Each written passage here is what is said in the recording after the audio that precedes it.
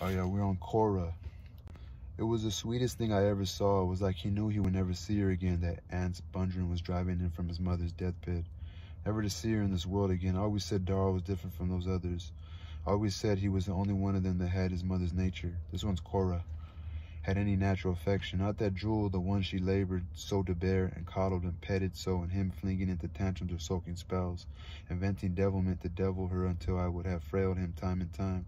Not him to come and tell her goodbye, not him to miss a chance to make that extra $3 at the price of his mother's goodbye kiss. A Bundren through and through, loving nobody, caring for nothing except how to get something with the least amount of work. Mr. Tall says Darl asked him to wait. He said Darl almost begged him on his knees not to force him to leave her in her condition. But nothing would do but Ants and Jewel. But nothing would do but Ants and Jewel must make that $3. Nobody that knows Ants could have expected different. But to think of that boy, that Jewel, selling all those years of self-denial and downright partiality, they couldn't fool me. Mr. Toll says Mrs. Bundren like Jewel the least of all, but I knew better. I knew she was partial to him, to the same quality in him that let her put up with Aunt Bundren when Mr. Toll said she ought to poison him for $3 denying his dying mother the goodbye kiss. Why, for the last 3 weeks I had been coming over every time I could, coming sometimes when I shouldn't have, neglected my own family and duties so that somebody would be with her in her last moments and she would not have to face the great unknown with that one familiar face to give her courage. Not that I deserve credit for it, I will expect the same for myself, but thank God it will be the faces of my loved ones, my loved kin, my blood and flesh, for my husband and children have been more blessed than most, trials though they have been at times. She lived a lonely woman, lonely with her pride, trying to make folks believe different, hiding the fact that they just suffered her, because she was not cold in the coffin before they were carting her 40 miles away to bury her, flouting the will of God to do it, refusing to let her lie in the same earth with those Bundrens. But she wanted to go, Mr. Toll said. It was her own wish to lie among her own people. And why didn't she go alive? I said. Not one of them would have stopped her, with even that little one almost old enough not to be selfish and stone-hearted like the rest of them. It was her own wish, Mr. Toll said. I heard Ansay say it once. And you would believe Ansay, of course, I said. A man like you would. Don't tell me. I believe him about something he couldn't expect and make anything off of me by not telling.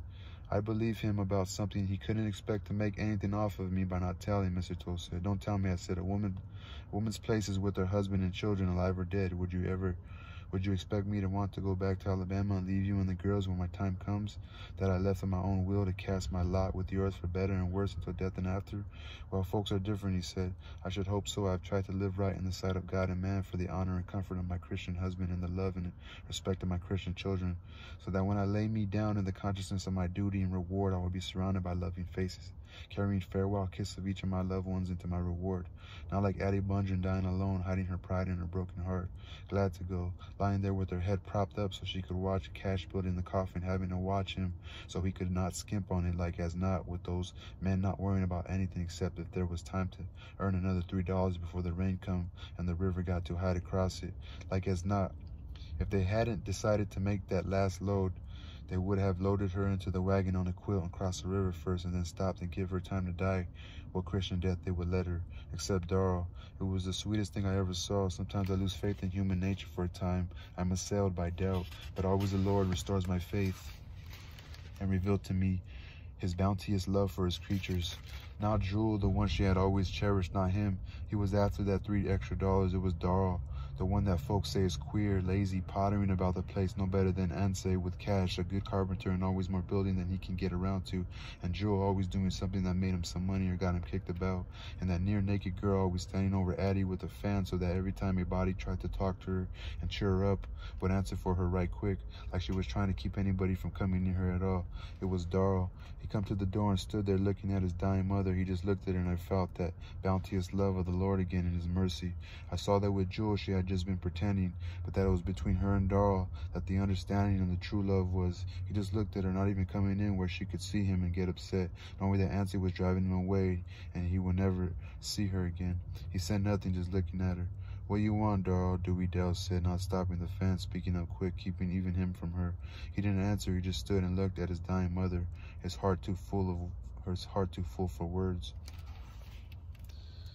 All right, that was the end.